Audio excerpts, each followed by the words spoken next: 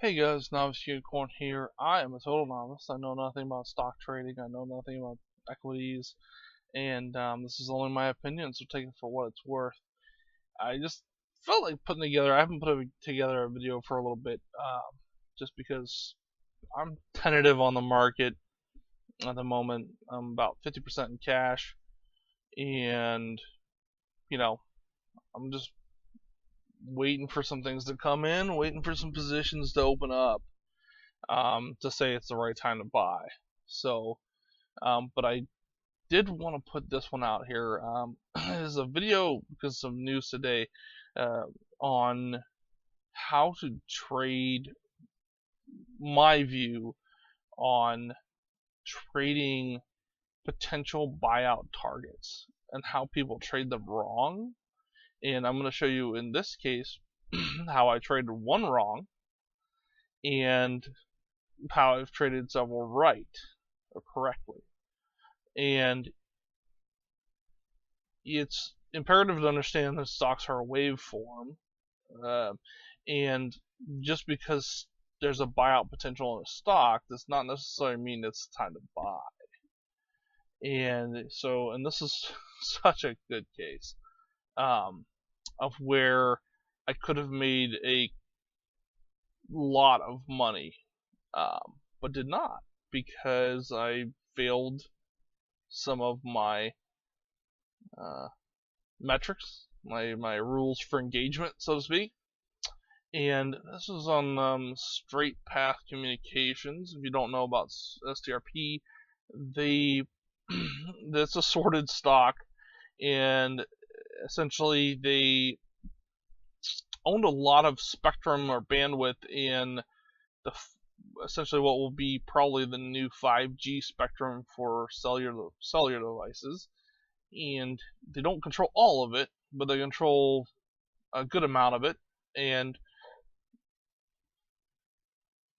to fill you in, if you don't know, essentially they played kind of a scheme on the FCC. And they would probably say they didn't, but they did.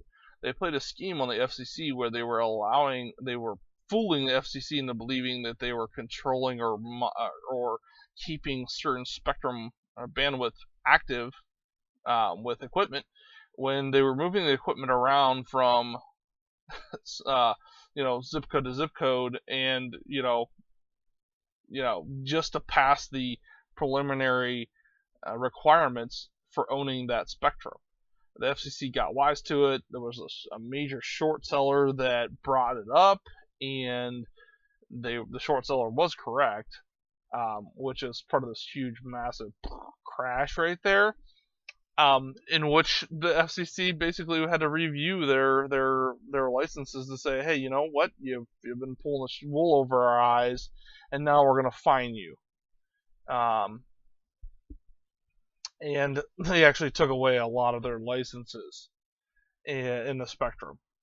They were able to keep quite a few of their licenses. They did do a deal. It's a big sort of story, but the point being this: it doesn't matter what this does matter what the story is, but it was obvious from a long ways back that actually, you know what, that crash might have happened here. I don't know. It was one of these major down dips where the short seller came out with the information. But the point being is this: when you feel that a stock is a potential buyout, um, the general trend or the general idea in a lot of retail will buy into the stock because it's moving up, saying, okay, the buyout's coming, and in general, usually that's kind of what can happen, but that's usually a really bad time to buy. If you believe something's a buyout potential, you want to buy it when it's totally dirt cheap, when it is at the bottom of the barrel.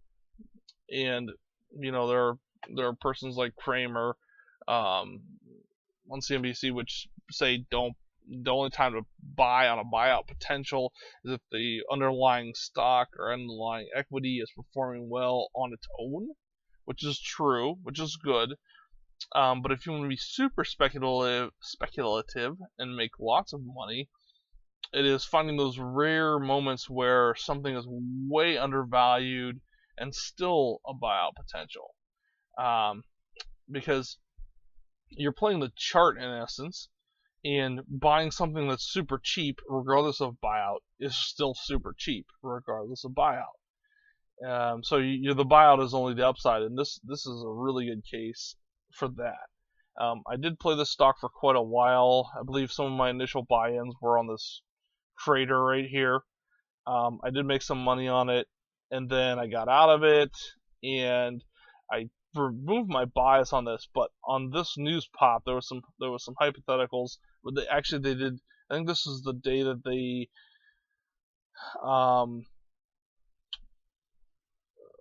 I'm pretty sure this is the day where they came to an agreement with the FCC and were fined, several $1 million, blah blah blah, and the stock popped super hard. And I didn't buy the pop. I actually bought it somewhere around. I bought it somewhere around here, and then when it tanked off, I bought it again. So like I opened a little bit of my position on a dip. Again, I've said before in some other videos that was a stupid move because of the Bollinger Bands. But anyways, I was stuck in the stock for a bit. I actually was able to recover off this bounce and got out. But that was the dumb move. A couple months later, if you didn't know, today they released that AT&T is going to buy them for several $1.6 billion, and the price is up here. So, if I would have held my original position, that would be 100. I would have made 100% on that. But the problem is that my original position was terrible. It was bad timing. The chances of them getting bought out immediately after reaching agreement, it's kind of there. But still, if you looked at the value of the stock as a whole, the highest price it was valued at was $50 back here. I mean, it's at a 52-week high. It's just a dumb time to buy, and I'm sure a lot of people got trapped in this. I'm sure there's a lot of people in this bar right here that got messed over. Unless, of course, they were holding put options. Or bought put options at the top. But the point being is, that was the wrong time to buy. If you're going to play spec, and you're going to play a spec buyout, it's not when the stock moves hard. It's when the stock's forgotten about. You can enter a position that's relatively cheap. You're going to hold it for 6 months, a year. You can buy it relatively cheap off of bad news. I mean, this is rolling the dice. If you're going to roll the dice, don't roll the dice when it's up here. Roll the dice when it's down here. And I wish I could pull up. I'm going to look here. This is pretty bad, but this is a historical chart of Verlipsa, and it was again another sorted stock where I believed in their research and data, but the market was very tentative about buyout potential. And I had started playing this stock back when it's dipped down in here because I believed in their buyout potential. There were buyout rumors. They got FDA. Well, they already had it. No, that was sorry. They got FDA approval. Everyone's like, it's going to buy out. Not the time to buy. Time to buy is when the stock has been forgotten about and tanked off. If the buyout potential is here at the top, the buyout potential is here at the bottom. And again, I made a considerable amount of money off this stock. It's no longer traded because it's been bought out. It's gone. But this was their buyout day. And unfortunately, they sold way too cheap, but whatever. The point being is that when news and things come out that something's going to be hot or possibly bought out, that's not really the time to buy it. Wait until it dissipates. A good one is SPHS.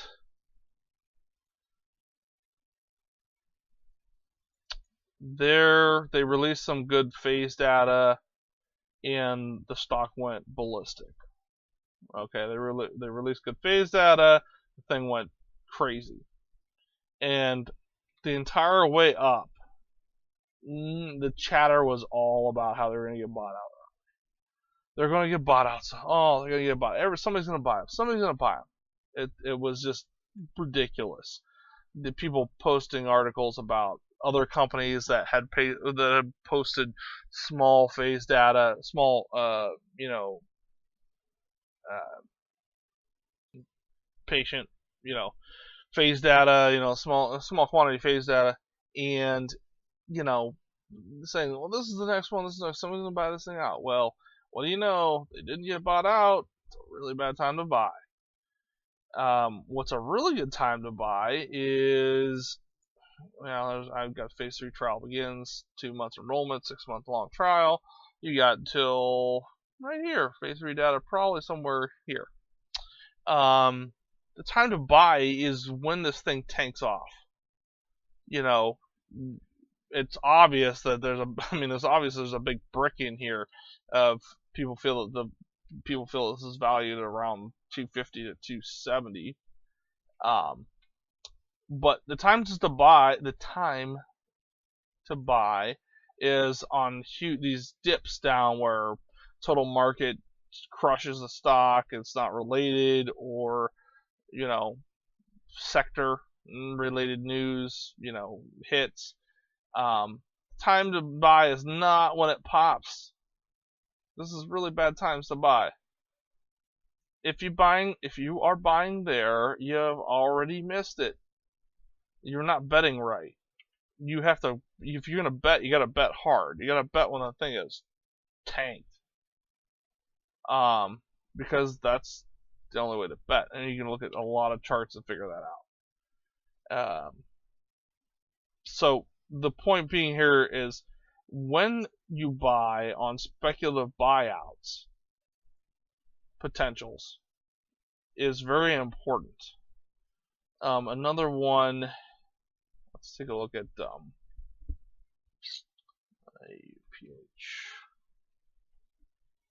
not as much buyout about this.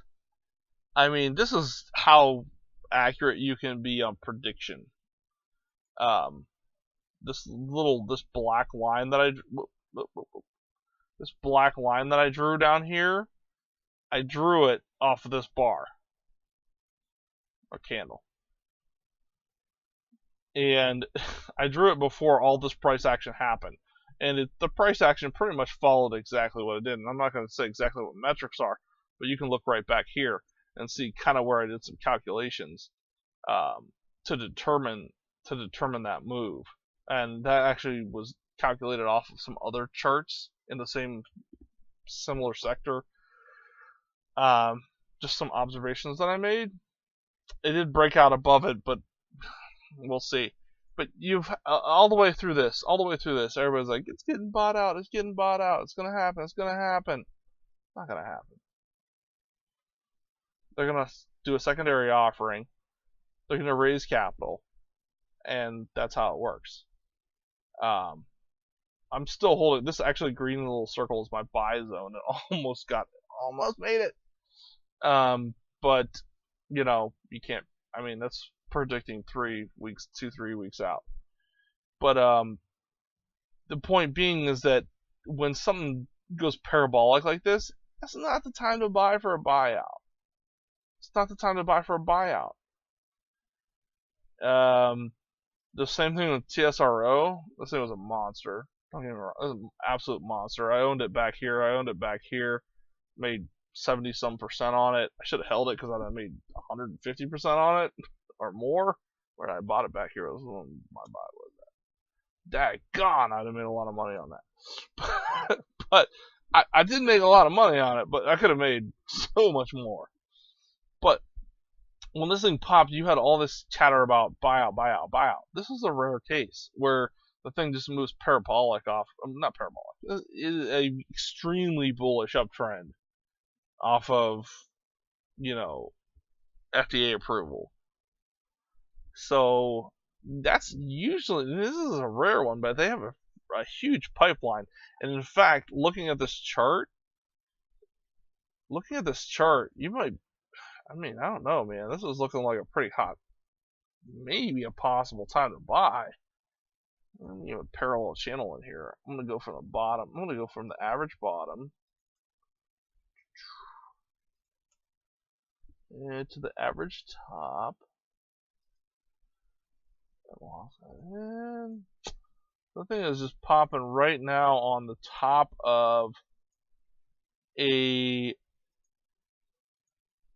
buy zone, a solid buy zone there where it came in. You want to buy this down here on the 200 DMA.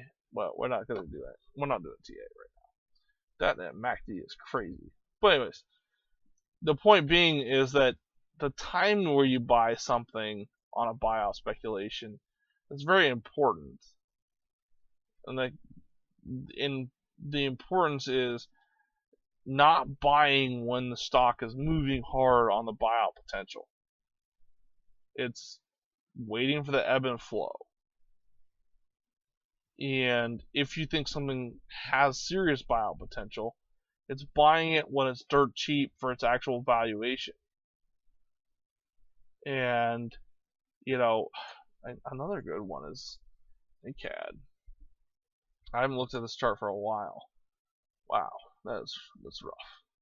I made good money off this. I made some good money off of in 2016. I made money off that move. If you look at any of my other videos, I lost money on this one, but this is another one where it's like, it's gonna be a buyout. Actually, I think this move actually was on buyout spec. You have to go back and look back in early 2017. I'm pretty sure that move was on buyout speculation. But what happened? I'm almost positive that's on buyout speculation because it got up to $40, which is really high valuation for the stock. And that's obvious because you got a ceiling right here. And I'm like, man, I should buy this because it's going to get bought out. But, I realized that that's wrong. That's wrong. And now it's come back in. Now's the time to maybe buy out for buyout speculation. Better yet, wait till it hits this level right here. I have a buy at $30. Buy that. It's obvious that on its really, really bad sectors, it's worth less than $30, and on its good sectors, it's more than $30. So we're, like you can see these big blocks. Okay, so this is really simplified, but when it's down, it goes down to here. When it's up, it goes up to here. So you want to buy it when it hits here, maybe open a little bit of a position, or like get your real buy-in right here. Yeah, that's probably a little low. Get your real buy-in right here. Who knows? But it would be easy to go look at fintel.com or whatever, .net, .ir, .io, and see what where go to Fintel or whatever and see where institutions are buying it at. Their what their positions are when they're moving out. When they're adding put. That gun. February 400,000 puts prior to February. They bought puts back here. Man, they got screwed. So, but anyways, yeah, that was not the time to buy puts. But wow, that's a lot of money burned. But the point being is that when you see something speculative, this is a good example. There was this huge push off of buyout speculation. I can't go back. I'm not going that far back on the news, but just go look up FizBiz, go look back. You'll find it. but it was a huge push off of this possible. Actually, this push might have been it. I don't know. One of those pushes was off of speculation on buyout. But the point being is the push may have been good in the short term. But if you are looking to build a long-term position that will make you a lot of money and a possible buyout, and I will say this is a pretty strong buyout potential. I think the only reason it hasn't been bought out is because they have way too many phases going on in secondary indications for their drug. And I think until more data comes out about those, I mean, this is a pretty good bounce off 200 EMA right there, considering the 80 EMA is kind of about to cross over the 20. But the point being is that you can't say I'm going to buy this thing on the run up because it's going to get bought out. Like, this is terrible. Like, just wait 2-3 months, buy the thing when it comes back in, and or when it's dipped. That's when you really want to, if you're going to bet on a buyout, bet on the buyout. And also when the stock is way undervalued for what it's actually worth. That's even better. You're buying it when it's undervalued, and it has buyout potential. You don't buy it when it's up here. Whoever bought it up here, sorry, you did wrong.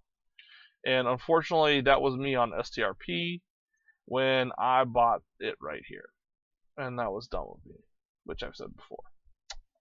It was very smart of me to buy it back here, but and that's just my take on buyout potentials. When you don't buy, if you want to play like intraday or something like buyout potential comes out or something like that, you're only playing for a short period of time.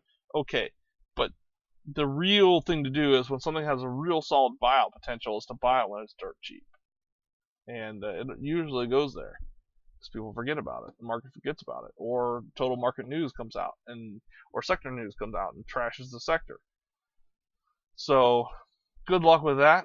And I just want to throw that together on how to play buyouts correctly or incorrectly, however you want to look at it. So, good luck. I am a novice. Just my opinion. Just what I've observed. So, and I'm really mad because I didn't rebuy this again. At the res point, which I said was right here. I said it was right there. I didn't buy it. But next time, Gadget. Good luck.